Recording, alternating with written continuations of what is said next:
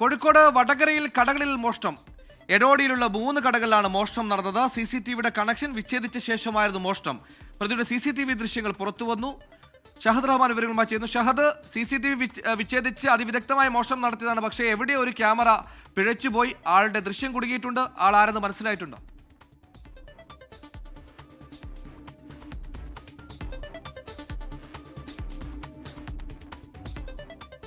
വടകരയിലാണ് കടകളിൽ അങ്ങനെ വ്യാപകമായ മോഷണം നടത്തിയത്. ഷഹദ്, ഈ പറഞ്ഞതുപോലെ CCTVയിലൊക്കെ വിച്ഛേദിച്ചിരുന്നു. പക്ഷേ ഏതോ ഒരു ക്യാമറയിൽ ആ മോഷ്ടാവ് കുടുങ്ങിയിട്ടുണ്ട്. ആളെ തിരിച്ചറിഞ്ഞിട്ടുണ്ടോ?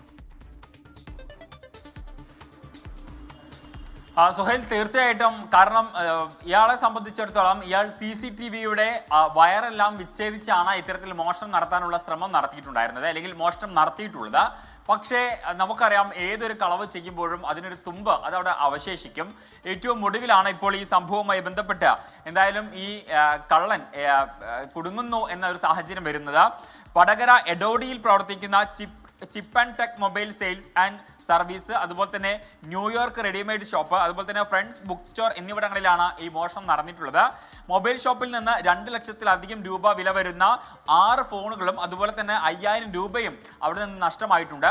അതുപോലെ തന്നെ തുണിക്കടയിൽ നിന്ന് 1700 രൂപയും ബുക്ക് സ്റ്റാളിൽ നിന്ന് 1500 രൂപയുമാണ് കവർന്നിട്ടുള്ളത്.